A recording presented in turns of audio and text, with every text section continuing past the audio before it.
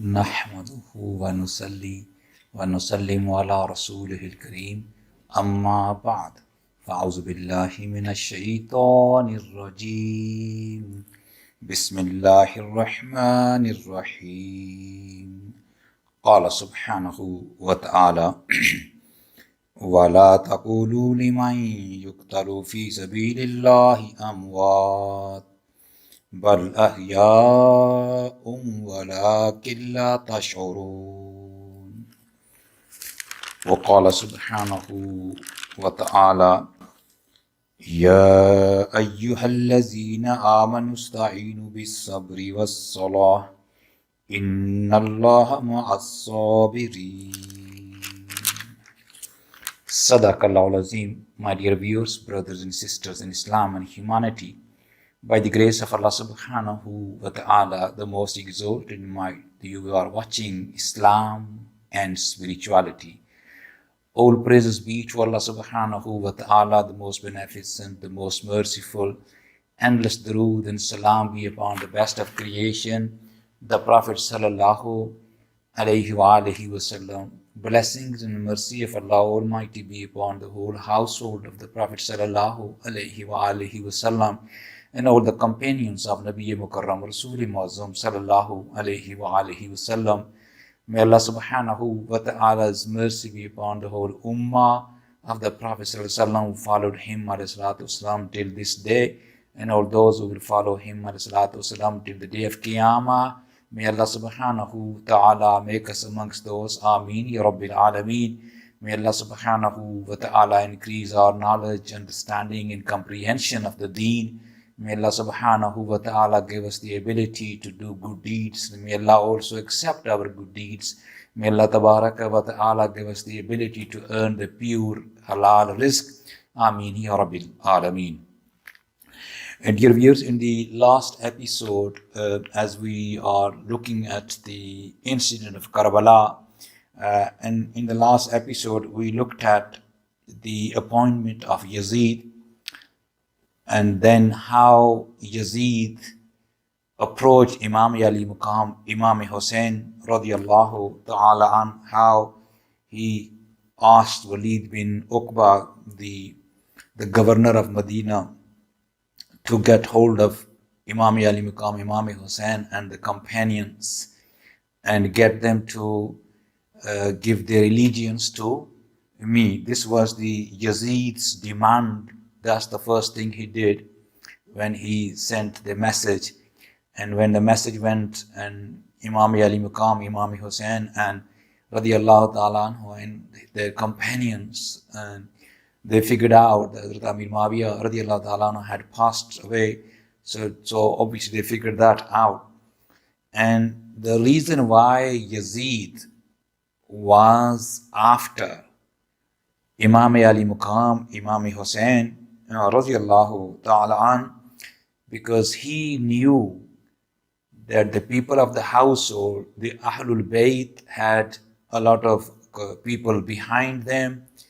And Imam Ali Muqam, Imam Hussain was a threat to Yazid, and that was his perception. It's not that Hazrat Imam Ali Muqam, Imam Hussain and their companions expressed their authority or their power, so to say.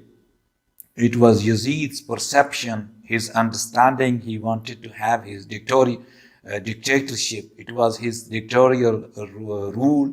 And authoritarian rule, and there was no such thing as consultation. One of the difference the Imam Ali Muqam, Imam Hussain radiyallahu ta'ala anhu and the companions had with Yazid was that there was no consultation. It was not the view of the shura, the view of the council. So it was the dictatorship. He was appointed by Hazrat Amir Muawiyah radiyallahu ta'ala anhu. And the commentators, Muhaddiseen and Mufassirin and Mu'arrikhin, the historians, and the people of early times, people of the knowledge, they say that appointment of Yazid by Amir Muawiyah radiyallahu ta'ala was his second ijtihadi khata. Allah subhanahu wa ta'ala knows best. But one thing is very clear, when Hazrat Amir Muawiyah Raziyallahu Ta'ala Anhu appointed Yazid, Hazrat Amir Muawiyah Raziyallahu Ta'ala Anhu knew that the Ahl Bayt will not give allegiance to him. So it is also recorded in the books of the history that Hazrat Amir Muawiyah told him, warn Yazid not to bother them and not to have any confrontation with the people of the household, the Ahlul Bayt.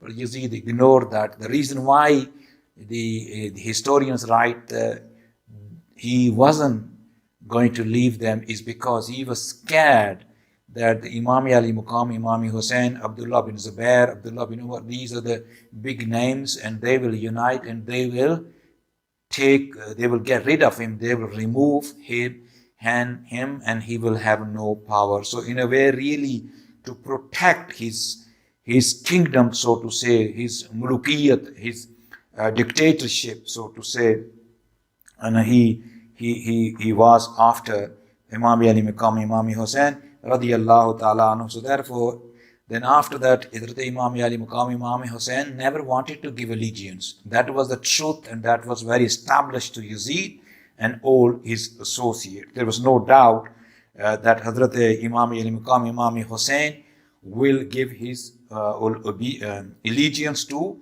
Yazid, because he did not believe, and he felt that Yazid's regime is the dictatorship, and also the corruption and the manner in which he was appointed, the manner which he was leading, and so on. There were many ills.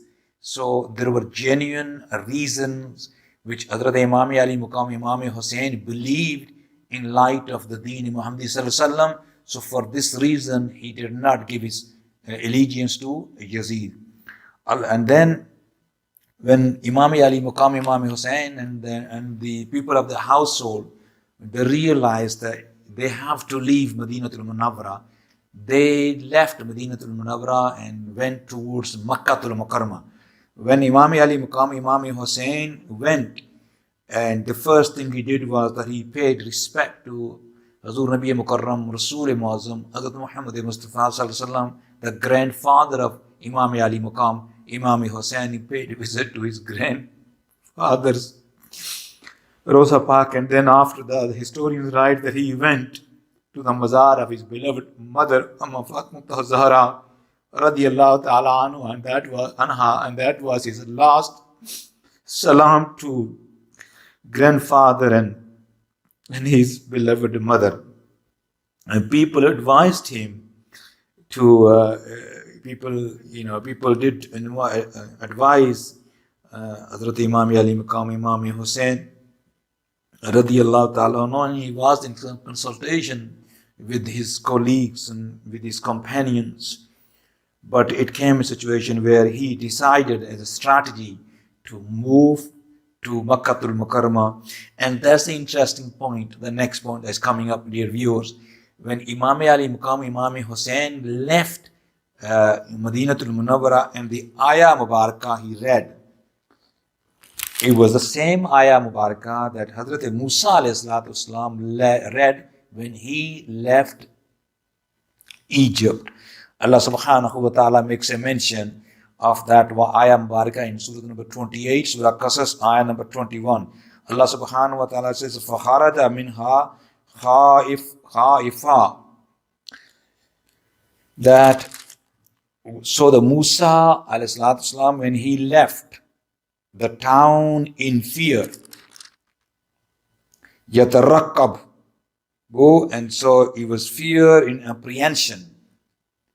He was in anxious situation when he said, فَخَرَجَ مِنْهَا خَائِفًا يَتَرَقَّبْ. So in that state of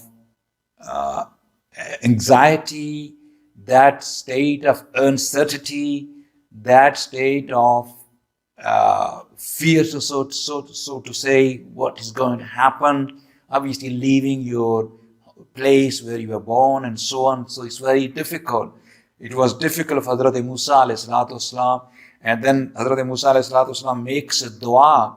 He says, قَالَ رَبِّ نَجِّنِي مِنَ الْقَوْمِ الظَّالِمِينَ. Allah subhanahu wa ta'ala, he said, "O my Rabb, save me from the oppressive, unjust nation." So this is the dua that Hazrat Musa alayhi salatu wasalam made to seek protection of Allah Almighty, so Allah Ta'ala can safeguard him. Obviously, Musa alayhi salatu wasalam was the beloved Nabi of Allah Ta'ala, there's no doubt, but these du'as that Anbiyas made, these are the lessons for us, my dear viewers, that we make dua to Allah Almighty when we are in trouble, when we are in a state of anxiety, when we are in a state of we are worried, we are uncertain about the future events and so on. So Allah Ta'ala teaches us through the teaching, through the du'as, through the practices of His Subhanahu wa Ta'ala's beloved Anbiya, so that we learn, so that Bani Adam learns, and Bani Adam meaning me and you, your children of Hazrat Adam, peace be upon him, and we seek the support, the assistance and help and the protection and the safeguarding of Allah Subhanahu wa Ta'ala. So this dua is very popular. People normally memorize this dua and they read against any possible threat or fear. قَالَ رَبِّ نَجِّنِي مِنَ الْقَوْمِ الظَّالِمِينَ. And a lot of people read this. So this was the dua that Hazrat Musa alayhi salatu wasalam made when he left Egypt. And then the same dua, Imam Ali Muqam, Imam Hussain radiyallahu ta'ala anhu read and made. Allahu Akbar Kabira. And then he went to Makkatul Mukarramah. When he went to the Makkatul Mukarramah, and he was approaching Makkatul Mukarramah, he was entering to the holy city of Makkatul Mukarramah, the Haram Park, Imam Ali Muqam, Imam Hussain made the same dua, Allahu Akbar Kabira, that Hazrat Musa alayhi salatu wasalam made when he entered Madian, where he met Hazrat Shuaib alayhi salatu wasalam, where he met his beloved wife, and who is our mother in Deen. So Musa alayhi salatu wasalam met his father-in-law to be, meaning Hazrat Shuaib alayhi salatu wasalam, the Nabi of Allah Almighty, and his alayhi salatu wasalam's beloved daughter. So this is where Hazrat Musa alayhi salatu wasalam goes. And so when Hazrat Musa alayhi salatu wasalam goes there, then he says, وَلَمَّا تَوَجَّهَا تِلْقَاءَ مَدْيَنَا, he says, قَالَ عَسَى رَبِّي أَنْ يَهْدِيَنِي سَوَاءَ السَّبِيلِ. When Musa alayhi salatu wasalam turned to the direction or to the town of Madian, he said, this is the brief overall overview of the ayah, dear viewers. And he says, Musa alayhi salatu wasalam said, قَالَ عَسَى رَبِّي, I have hope that my Rabb will guide me. أَنْ يَهْدِيَنِي, will guide me, and will guide me toward Sawa as-Sabil, the straight path, the path of safety. Meaning, Allah Tabarak wa Ta'ala will safeguard me, Allah will guide me to the straight path, the path of safety. Safety in terms of physical safety, safety in terms of spiritual safety. So Allah Subhanahu wa Ta'ala provided Hazrat Musa alayhi salatu wasalam both types of security and safety and physical protection. For example, Hazrat Shuaib alayhi salatu wasalam accommodated and facilitated his physical residence in his place. And so that was the physical protection of Allah Almighty's physical safeguarding of Allah Tabarak wa Ta'ala through Hazrat Shuaib alayhi salatu wasalam. And then also in terms of straight path, it was the company of Hazrat Shuaib alayhi salatu wasalam. So we being within the company of Shuaib alayhi salatu wasalam, being within the company of the household of Shuaib alayhi salatu wasalam and his companions and the people around him, Hazrat Musa alayhi salatu wasalam was also protected, encouraged spiritually too, so that enriched the spiritual state of Hazrat Musa alayhi salatu wasalam. So Allah Tabarak wa Ta'ala blessed Hazrat Musa alayhi salatu wasalam after that so much that we study in Surah Qasas in different parts of the Noble Quran. Hazrat Musa alayhi salatu wasalam is mentioned so many times in the Quran, in different chapters, in different contexts. And my dear viewers, important point is that whenever Hazrat Musa alayhi salatu wasalam is mentioned, there is another point to learn from. There is another reflection point for us. It's not that just the same story that is narrated and repeated frequently in the Noble Quran. No. It might sound like that, but when we ponder over the ayat, when we analyze the context, shan and nuzul of ayat, when we infer the lessons from the example, wherever Hazrat Musa is mentioned, there is a new lesson, there is a different lesson, there is a new dimension, there is a new point, there is a new learning point, there is a new nasiyah for the people of aql, for the people of intelligence. So therefore, just because Hazrat Musa came, left Egypt, went to Madian, and then how Hazrat Musa was saved. So these are the main facts of his life, there's no doubt. But there are different elements within his life that we, people of Iman, must take heed, must reflect upon. And that's the reason Allah wa ta'ala makes a mention of different examples of the life of Hazrat Musa alayhi salam. So in essence, Imam Ali Muqam, Imam Hussain radiyallahu ta'ala made the same dua when him radiyallahu ta'ala entered in the blessed land of Makkatul Mukarramah, in the haram of Makkatul Mukarramah. So he radiyallahu ta'ala sought the protection of Allah Almighty, the safety of Allah subhanahu from Allah tabaraka wa ta'ala, and obviously Makkatul Mukarramah, the blessed city, and the Baitullah Sharif is in there. So there's no place can be better than in terms of spiritual enhancement. So Imam Ali Muqam, Imam Hussain radiyallahu ta'ala anhu read the same dua. وَلَمَّا تَوَجَّهَا تِلْقَاءَ مَدْيَنَا قَالَ عَسَى رَبِّي أَنْ يَهْدِيَنِي سَوَاءَ السَّبِيلِ. Allahu Akbar Kabira. Dear viewers, brothers and sisters in Islam, we also learn when we go to a new city, a new town, we read this dua. And we seek forgiveness from Allah Almighty. Oh Allah Tabarak wa Ta'ala, ignore my shortcomings. Ignore my inconsistency in my behavior in terms of Iman or practicing Iman, practicing Islam. Allah Tabarak wa Ta'ala, let it go, Almighty Allah, but guide me. Allah Almighty, protect me. I have moved to this city. I have moved for this reason. Allah Tabarak wa Ta'ala, make it easy for me. So dear viewers, therefore we learn throughout the different passages from the Noble Quran that each and every passage has got a lesson for us, and eventually the concluding point is to turn to Allah subhanahu wa ta'ala. There's no more better protector than Allah Almighty. There's no better helper than Allah Almighty. There's no better who loves you more than Allah Almighty. Allah loves us more than anybody else, even our parents. Allahu Akbar Kabira. So this is the interesting point, and which we just looked at.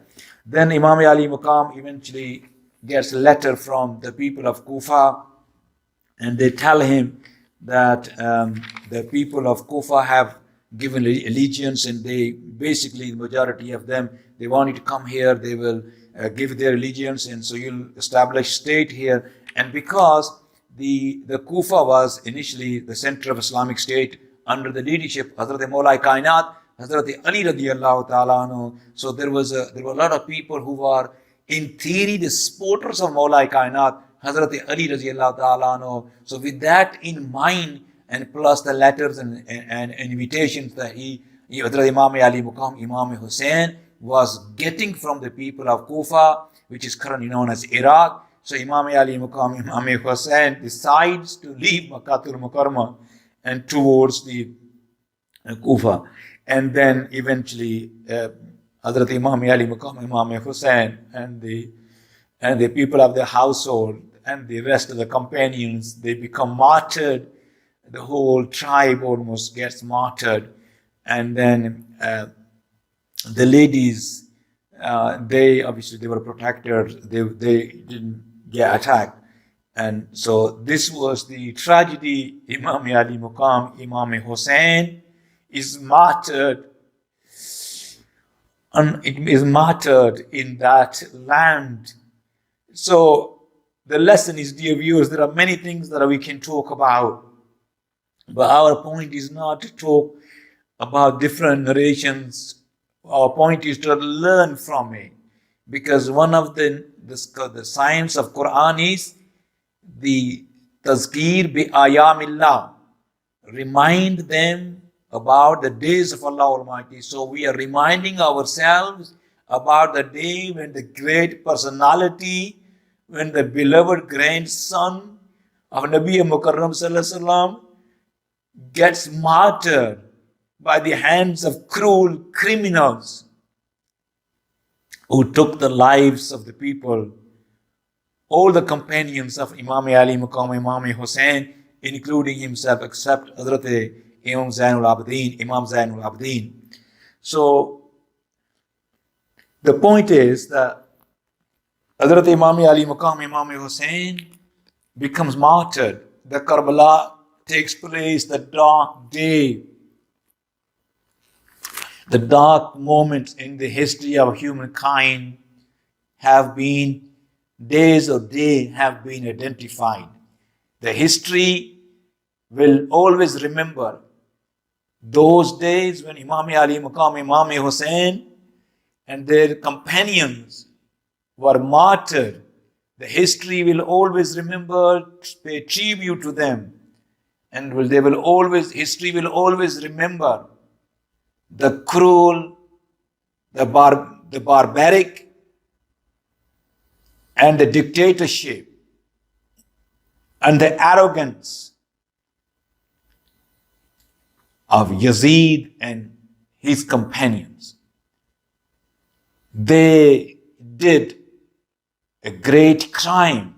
The mankind cannot forgive. Imam Ali Maqam Imam Hussain, the mission Hussain, was alive then, is alive now, and will be alive till the day of Qiyamah. The legacy of Imam Ali Maqam Imam Hussain is, my dear viewers, that we stand up for the truth. We do not compromise upon truth. No matter what happens, even we end up losing the lives. Imam Ali Maqam Imam Hussain was not confrontational. Throughout his practice, he wasn't. They just trapped him. He took the side way. He went to Makkatul Mukarramah. He didn't want to have nothing to do with Yazid. But one thing he did say when they were asking him, likes of Ibn Ziyad and all that, he did say, let me speak to Yazid myself. Let me have a dialogue with him. Let me have a conversation with him. And the historians write that Yazid was adamant, whether it was him directly or his governors or his supporters or his government, they were adamant that, and they would not let Imam Ali Maqam Imam Hussain interact with Yazid directly. Allah knows best. They were scared, as I said before, about the power of Imam Ali Maqam Imam Hussain, and there is no doubt that Imam Ali Maqam Imam Hussain radiallahu ta'ala anhu had more power, more manpower. But people, historians write that let him down.